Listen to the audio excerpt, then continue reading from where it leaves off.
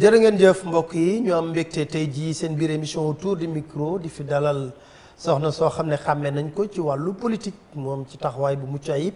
di soxna Aminata Touré di envoyé spécial du président de la République ñu seetlu ko tamit mu nekk kenn koo xam ne dañ koy yónni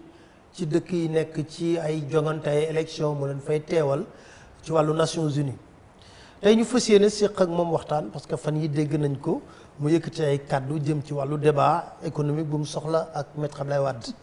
bi ci njëkk moo di nga nuyoog mbokku téléspectateurs yi ñu doog a sóobu ci biir. waaw ñu nuyu leen bu baax yow it ñu nuyu la. sargal la ci liggéey bi ngay def liggéeyu tasaari xibaar. xibaar nag dafa am solo ci démocratie. parce que mën naa jàpp it ne seen wàll ci wàllu suqat suñu démocratie. yéen a ngi koy dox yow it nga am ci wàllu am solo. jërëjëf lu tax nga jóg rek ne da nga soxla débat ak Maître Abdoulaye Wade. non demeewul noonu sax gaa ci discussion la woon yu ñu suivre mu am ci ay werante ci maanaam politique bi nga xam ne président Macky Sall am na ko ci wàllu koom-koom boobu ba tey ma ne woon nag li nga xam ne mooy liy baax pour sunu démocratie mooy toog waxtaan ak cër bi nga xam ne moom la ñuy jox aussi président de la République ndax waxtaan aussi mooy tax xel yi gindeeku ndax yenn saa yi nga indi information boo xam ne xëy na boo xoolee li tubaab naan réalité des chiffres et des faits du méngoo kon day baax toujours ci démocratie bu nu yëkkatee kàddu ne lii doxul wala lii dox na ñu indi ci firnde yoo xam ne kenn du ko mën a teggi loolu rek la woon maanaam ci wàllu mais xam nga loolu provocation la Wade du mës a nangu débat ak yow. non provocation amul c'est-à-dire président Wade moo doon wax ne li muy wax bu fekkee ne nit ñi dañ koo bëgg a weddi nañu ñoo wax ko ñu ne ko nag bon c'est doon na baax ñu discuter ak ku mënti doon sax parce que effectivement président de la République bu toll ni Maître Abdoulaye Wade am na man sama wàllu boobu cër boo xam ne fa la war a ne te fa la war a des. man noonu laa gisee. ku xas ba yegg ci bopp réew man dama am taxawaay boo xam ne moom la ay xaar ci yow mais toujours rek discuter Sénégalais yi xam li nga xam ne moo xew xam jéego yi nga xam ne biñ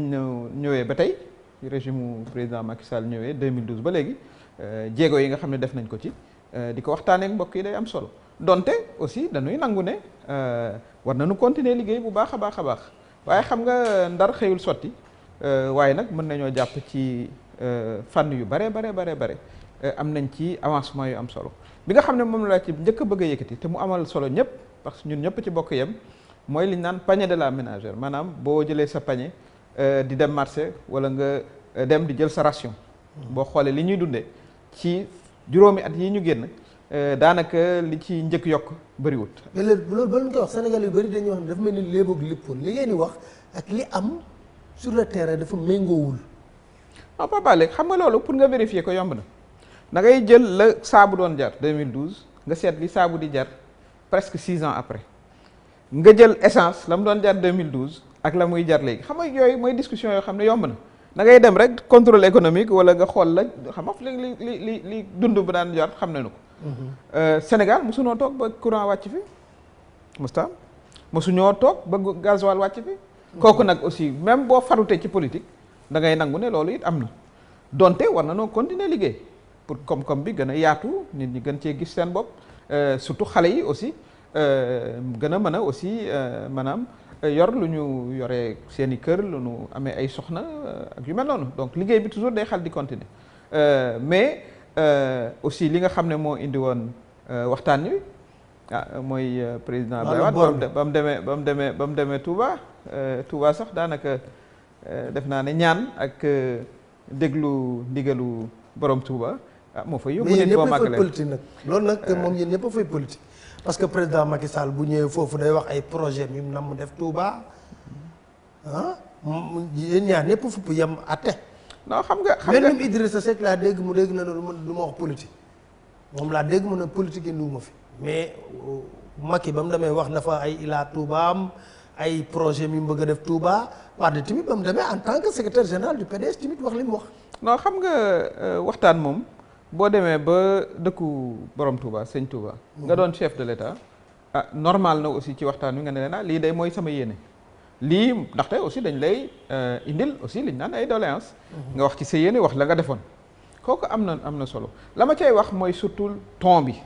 foofu du béréb bu werante politique du béréb boo xam ne bii béréb mu voilà xiiroo la surtout que moom yomb naa muñ ndax màggal gi moom ñaari fan lay doon ba ñett ku ne ñibbi donc loolu it dafa di loo xam ne war nañu koo respecter waaye pour dellu si waat ci waxtaan wi affaire u boru Sénégal lañ doon waxtaane endettement voilà maanaam mais li ngeen lépp dafa bari waaw loolu la wax loolu la président wax président Abdoulaye Wade ak directeur FMI man ma tontu ci ne xam nga booy xool dëkk yi ñu nga xam ne ñoom ñoo am avancement ñu ko ràññee ci dëkk bu mel ni États-Unis 120% wu bor la am bor du aayul bor moom ngay liggéeyee sa dëkk ndax mënoo xaar rek xaalis bi di dajaloo xam nga li bon mooy nga jël lu toll noo 90 milliards def ko ci ab festivalu fecc ak way man ngaa respecté naa li artistes yi di def respecté naa artiste parce que artiste aussi day indi contribution am ci culture respecté naa aussi kii way waaye nag bu fekkee ne dañu am ay priorité ca joobay jamono président Wade mi nga xam ne moom waxu bor lay wax 90 milliards def nañ ko ci ay boru festival. ana dossier boobu. xaaral ma pare ci moom kay dama lay wax rek donc xam nga kooku waxtaanee bor moom. bu boobaa d'accord mais dossier boobu. waaw pare wu ma ci dossier booba nañu mujjee def mooy Sénat américain bind état du Sénégal ci ay bor yoo xam ne ba tey kenn fayu ko te pourtant dépensé nañ ci 90 milliards xam nga yooyu dañ koy fàtte pourtant soriwul 2012 soriwul. ma indi beneen cas muy xam nga am nañu fer boo xam ne ma nga booru Kédougou. am ci ñoo xam ne ñi dañu ñëwoon am ci contrat pour génne ko ci suuf parce que ci biir suuf si la ne ñu mën ci am comme ñu tuddee leen Kumba Resource ñu jox leen contrat bi président Wade mi boobu président la toog ci ay raison am moom moo ko yor lu tax mu def ko moom moo ko xam nangu seen contrat jox ko Mittal ci lu dëppoowuloon ak yoon ñooñu tudd Kumba Resource dem tribunal arbitral bu Paris ñu daan fa Sénégal ñuy fay 75 milliards yoo xam ne ci décision boo xam ne moom la jëloon te dëppoowul ak yoon mu yokk ci bor bi muy wax donc ñaari kaa ngi noonu yoo xam ne yi ci bor bi nga xam ne naan Sénégal dafa bari bor mais moo ko ci indi te andiwul benn koom-koom ci Sénégal xam nga loolu lan laa ci dul d'accord ak yéen. Macky Sall moo toog ñëpp di ko seetaan mu ne maa jël dossier Fesman teg ci sama loxo seen wareef ba ngeen faloo 2012 mooy leeralal loolu yëpp ku def ñu xam ne yow yaa def mu leer ci bëtu askan bi yëpp mais ngeen nangu jël dossier yooyu dugal ko ci tiroir bi tey ngeen bëgg koo taxaw bëgg ko politiquer sénégalais duñ ko non loolu du lu ñuy politiquer dañuy waxtaan président moo jël décision am la mu wax et puis ña nga xam ne yoroon nañ ci bor évidemment doo toog ci télé bi di expliquer lépp topp nañ leen pour ñu fay ca bor ba américains yi congrès américain yi nga xam ne yore nañ leen xaalis ña leen waroon a fay doon ay sénégalais topp nañ leen pour ñu fay leen lépp ca président wax mooy am na loo xam ne lii aussi xëy na bu ko defee day nuru ne ma ngay topp njaboot ma ngay et cetera mais képp koo xam ne kii waroon nga cee fay sa bor topp nañ la pour nga fay ko ci mais li ma doon indi foofu mooy dafa am solo aussi yooyu ñu koy wax sénégalais yi parce que boo nee dëkk bi bari na bor yëpp président Abdoulaye Wade jëloon yëpp dañ koy fay fi ñu toll nii. dañu ko fi toll mais est-ce que yéen tamit seen bor yi ngeen jël yéen a ngi koy dugal fi ngeen ko war a dugal mu jëriñ askan wi très bien parce que ay terre ngeen di wax fii ay terre la ñuy wax fii ay Ila Touba ngeen di wax fii loolu yëpp bor yooyu ñuy wax nag boo ko boole mu nekk ci 1000 milliards dañuy wax ne bon concrètement lan lay jural Sénégal voilà kooku waxtaan wu am solo la xam nga bu ma passé 90 milliards yi nga xam ne fecc ak way la woon xam nga kooku andiwul dara ci koom-koom li nga xam ne daan nañu ko parce que jël nañu alalu jàmbur jox ko keneen ci lu dëppoowul ak yoon loolu ba tey ci bor bi la bokk xam nga kooku du indi benn avantage ci koom-koomu Sénégal waaye boo jëlee tey li nga njëkk a wax muy Ila Touba da ngay jàpp ne rek du jëm Touba am na solo lool suñu mbokk yay dem di ziyaare centre bu mag la waaye boo xasee ba yegg si Touba ca na mu gën a gaawee yaa ngay yegg si jëm dans le nord ca na mu gën a gaawee yaa nga jëm ci suñu goxu Saalum ba ca na mu gën a gaawee foofa nag lay jógee ñu mën a am autoroute boo xam ne mën naa dem Kaolack ba ëllëg ak si biir mën a dem Tambacounda. kooku noonu lañ ko war a gisee portée économique bi Touba mu ngi ci xolu Sénégal booy seet xoolal jëlal carte Sénégal nga xool fi Touba toll. point de desserte la boo xam ne bii da nga dem jëm ba Gambie boo wàccee da nga continuer dem Tamba da nga continuer dem Saint-Louis sax da nga continuer dem Fouta. donc loolu aussi day gaawal sunu koom-koom.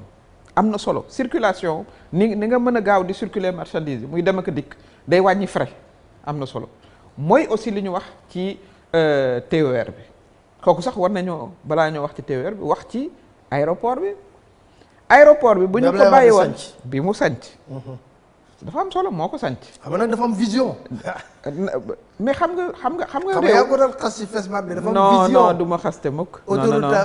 du ma xaste vision la AIBD vision la bien sûr mais kooku kenn weddilu ko de ni Abdou Diouf amee vision ci yu bari Senghor amoon vision ci yu bari Macky Sall nar a am vision keneen ku topp ci Macky Sall amaat vision loolooy construire réew boo xoolee suñu dëkk yi wax naa ko boo xoolee dëkk tubaab yi buñ naan cathédrale diw tabax na cathédrale du ci benn buur lay doon de ndax ci ay 60 ans am na ci ay cathédrale ci ay 1 siècle lañ ko construire loolu noonu la réew di doxe mais bu ñu jëlaatee aéroport bi bu ñu toppee woon rek schéma montage financier bi nan ko bàyyee woon kon suñu bor bi ñuy wax daanaka gën naa yokk di dem président Macky Sall bi mu ñëwee danoo mujj arrêté lépp xool contrat ya fa nekkoon am na ci ñoo xam ne bi gouvernement bi changé ñi nga xam ne ñoom la ñu joxoon gestion wu aéroport ba gouvernement changé bi lañ leen gëj a dégg ndax ci amoon na ci contrat yoo xam ne du woon intérêt Sénégal kat njëkk a tabax aéroport ba bor ba nga xam ne imposé na ko Sénégal ne ñoon ñoo ko yoreel mais président Macky Sall dafa taxaw ne lii mënuñu ko fay duñ ko fay parce que lii du intérêt Sénégal xaw ma ku signé woon yooyu dossier régime bi fi nekkoon na ko signé woon mais mu taxaw ci ne non dañuy renégocier ba am ñu ñëwaat indiwaat seen xaalis indi bor ba mu gën a wàññeeku mais aéroport boobu dafa am solo parce que réew aussi boo amee ambition ni Côte d'Ivoire amee ambition parce que ñun ñaar la ñuy naatable ak Ghana foog nga am li ñu naan ab portuaire maanaam am nit ñi di mën a ñëw c'est Dakar dem Paris dem États-Unis dem Brésil loolu foog nga am aéroport bu ko attan donc foog nga def ci koom-koom foog nga def ci xaalis ñaareel bi mooy aussi TER bi nga wax TER bi train rapide bi Banque mondiale wane na ne ci suñuy embouteillage ak di naajee liggéey yi ak di yenn activités yi nga xam ne bëggoon nga ko def mënoo ko def dañ koy xayma ndax ñoom booy borom xam-xam lañu Sénégal dina ci perte presque lu tolloog 20 milliards par at kon bu fekkee ne mën nañoo am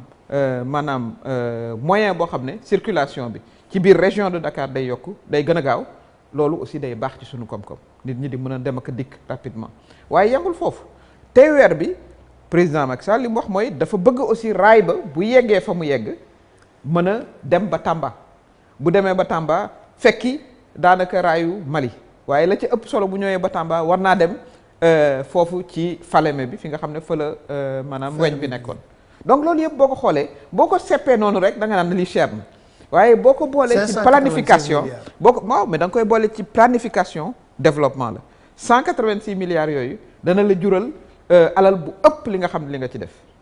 saa noonu lañ ko gisee aéroport bi le privé yi di wax mooy lépp da ngeen ko jël muy activité ngeen jox ko société française yi privé sénégalais yi nekk fii lu tax non du noonu forcément parce que aussi ñoom dañu am expérience bi xam nga réew aussi da ngay nangu ne am nañu la ëpp expérience yow booy da ngay tukki di dem ak a dikk gis nga aéroport Charles de Gaulle ni mel et cetera ñoom am seen expérience boobu la ñuy indi bu ñu ñëwee kay lañ leen di exiger mooy ñu liggéey ak ay nationaux yu fi nekk parce que exiger wuñ leen ko malheureusement si loolu booy xool il faut que ñuy génne dossiers yi di ko xool bu baax a baax a baax nationaux yi bëri nañ ñoo xam ne seen loxo dina ci dugg Turquie ya fa nekk dañuy liggéey ak ay sénégalais ñu teg leen ay obligations sax ci ni ñu war a recruter nit ñi ne ay sénégalais ngeen di recruter da ngay di liggéey ak ay entreprises yu gën a ndaw ngeen sous-contractuel mais loolu aussi la ñuy discuter ak ñoom loolu lañ leen laaj bu ma fàttali na ne fii am na fi benn loi boo xam ne day suqat partenariat public privé mais privé aussi parce que dañu ne képp koo xam ne def nga fii demande ne da nga bëgg par exemple am BOT ñu jox la ko dañ lay jox obligation pour que ci lu tolloog 20 ba 30% nga liggéey ci ak ay sénégalais noonu la ñuy tabaxee suñu secteur privé national bu ko defee bu ñu demee ba 10 ans 15 ans 20 ans dootuñ soxla xëy na français yi di ñëw wala chinois di ñëw wala keneen di ñëw boo xoolee Chine fa lañ jaar boo xoolee Inde fa lañ jaar donc mais loolu foog nga dugal ci alal pour alal bu gën a mag mën laa fekk si noonu la demee li bon ci bor mooy nga bor ci boru puukare te loolu lañ daan def avant dafa bëri woon boru puukare boo xoolee par exemple bu ñu dugalee 300 milliards ci PUDC nga xam ne dëkk yu ndaw yi la loolu aussi alal bu bare la mais day indi rendement boo defee ay piste soxna yi nga xam ne dañuy bay yor seeni légumes wala yu mel noonu tomate jeeg soble si nga xam ne avant du mun a yegg si ci tali bu mag bi day yàqu léegi boo fa defee piste mën nañ ñëw ci marché bi nga xam ne ci tali bu mag bi la ne loolu it day yokk koom-koom ci dëkk yu ndaw yi noonu la ñu war a gisee xaalis rek boo ko dugalee xalaatal rek ne dugal naa xëy na 100 milliards waaye dans 3 4 ans 5 ans dina ma indil 400 ba 500 milliards économie noonu lay doxee. waaw tey war nga am lu la naqari de ba nga gisee CREI yi doxul nu mu war a doxee te nga yow di nga engagé woon ci trop.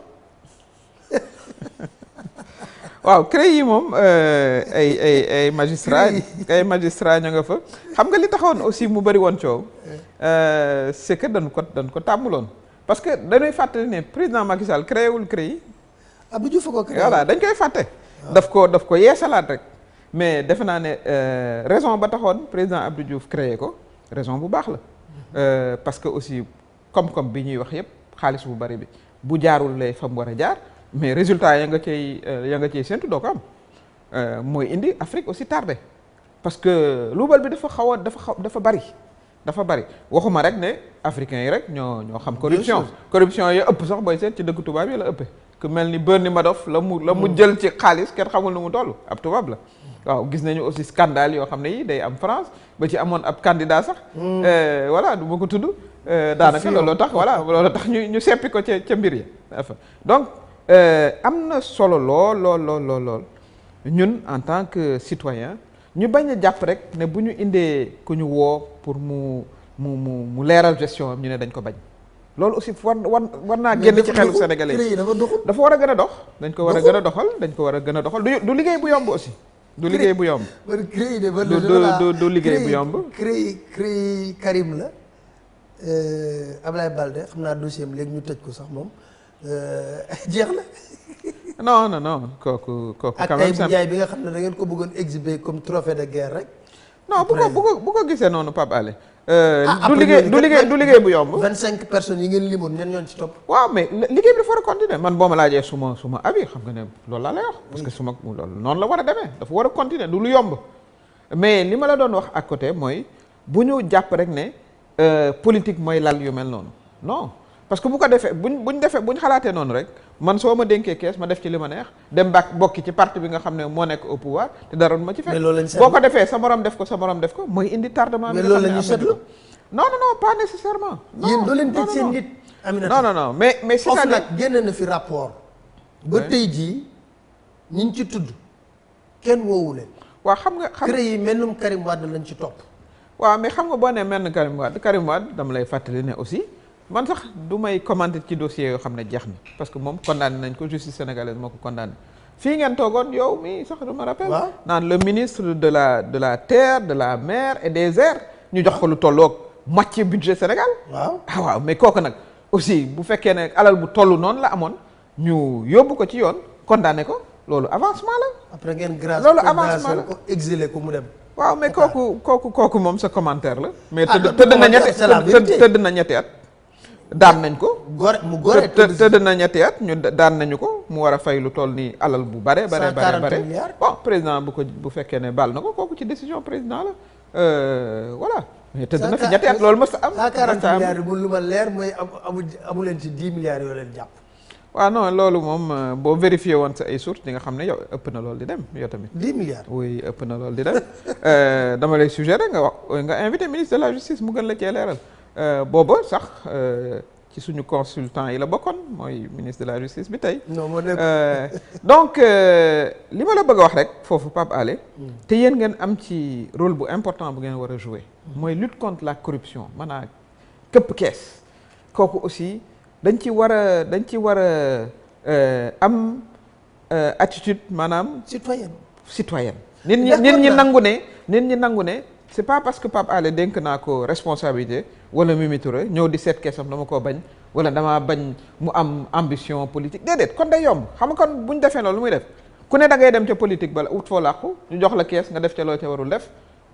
bu ko defee duñu avancé. d'accord naa voilà man noonu laa ko gisee. mais ñun li ngay wax noonu dañ ci man dama ci d'accord ak yow. mais dañoo wax a wax mais ñi nga xam ne ñoo war a exécuter. ñoo exécuté wul. rapport OFNAC génn na fi. ñu teg ko ci kaw table bi ñu cité ci ay tour ñoo xam ne ñoo yor kees jamono yi ñoom ñi ngi bokk ci parti bii di APR ñëpp xam leen ñu investir la noonu sax ci législative yi mais boobu ba tey jii. mais Pape Alé gis nga loolu nag aussi du toujours loo xam ne dëppoo na ak la réalité parce que dafa am aussi li ñu naan procédure contradictoire doo ñëw rek accuser ne diw jël na. te diw joxuñ ko opportunité. moom it mu expliquer boppam néew ma fi pour défendre qui que ce soit man ku nekk sa crédibilité sa li nga wóoloo sa bopp yaay défendre sa bopp noonu défendre ma kenn mais principe yi lay wax dafa war a am aussi procédure contradictoire parce que am na ci koo xam ne OFNAC cité nañ ko ëlbatiku na porter plainte contre OFNAC. waaw d'accord est-ce que xam nga ne loolu am na. mais loolu ñu bëri xamuñu loolu. ne lii nga xam ne moom lañ koy toppee amul. te bëgg naa dem ba tribunal ñu leeral loolu. waaw loolu dañ ko yóbbu tribunal ñu réglé ko. donc ma nga fa tege. kooku dafa ne li ñu ma toppee mësta am lii c'est une atteinte à ma propre intégrité morale maa ngi porter plainte contre institution bi xam nga ku def loolu xëy na wóolu nga sa bopp waaye yooyu yëpp du ma ci dugg donc c'est pas forcément rek parce que OFNAC nee na que noonu la war a demee tribunal buñ la fa wooyee yow sa bopp sa xalaat dañ la jox avocat nga défendre sa bopp donc loolu yëpp aussi da ciy am mais dañuy fàtte benn aspect bi mais ci principe bi man li ma d'accord te ma recommandé ko mooy képp ku ñu jox kees chaque année war nañ la auditer man loolu laa gëm ku ñu jox kees yow ci sa budget sax war ngaa ut parce que ñun ñu liggéey ci ONG yi ak Nations Unies noonu lay demee ñun dañu daan auditer tous les jours chaque année xam nga ne béréb sàngam bu jotee auditeur baa ngi ñëw te yow ci sa budget bopp yaay fay auditeur bi mu ñëw te mooy gën sax parce que di nga setal sa der di nga ne suma gestion leer na loolu it ci proposition yi xam nga war nañ koo mën a def boo amee un budget d'exécution jël ci pourcentage boo xam ne pour auditeurs yi la audit bi buñ ñëwee dal di la saytu yow yaay saytu sa bopp teg ko ci taabal ji loolu it aussi ci proposition yi nga xam ne parce que toujours démocratie ak état de droit dañ koy suqat di ko avancer loo mais rek na fekk yéen it ngeen jàppale ci ki jël décision ñu xam ne loolu lu principe la. man fàttali naa président na ko 25 personnes nga listé woon ci CREI yi boobu ba léegi ñi ngi xaar te léegi sa mandat jeex boobu ba léegi ñi ngi xaar xaw ma nag fan nga ci toll. Mais dañuy tànqam lu rek. non mais magistrats yi aussi ñoo ciy liggéey magistrats yi sax lañ war a gën a interpeller que qui que ce soit parce que c'est un dossier bopp la donc ñoom it ñooy seet naka la ñu ko. kon magistrats yi jéngu leen jël dossier yooyu ñu xam seen tif ak yooyu yëpp koppar yi fan la jaar mais soxna Aminata ñu bëri da la doon xaar présidente assemblée nationale. lu tax investir wuñ non loolu moom histoire bu passé la. loolu moom histoire bu passé la politique moom voilà. c'est des hauts et des bas. mais loolu histoire bu passé la loo xam ne lii lu sax lu ñuy digérer wala ñu dul digérer politique moo am ay réalité xëy na réalité ñëw différente de li nga xam ne xëy na moom nga bëggoon mais du tax aussi nga tàggoog sa sago loolu ci ëpp solo. du tax nga tàggoog sa sago parce que ambition politique moom ku ci ne la awma ambition doo ko gëm. ku ci ne la awma ambition doo ko gën te ambition yooyu li tax nga koy bëgg mooy pour mën a changer li nga fi fekk ne sama contribution su ma yegsee ci béréb sàngam ci laa ko gën a mën a exprimer pour mbir yi gën a avancer loolu indi ambition te ku ci ne ci politique def naa loolu la ci bàyyi du forcément la nga cee am ci wàllu xaalis ndax am na liggéey yu ëpp xaalis ne ci politique moom. te coono beeg coow li xëy na du toll ci. la ngay am ci politique mais bon yenn say circonstances yi et cetera mooy tax ba xëy na du antu mais du dindi dara ci sa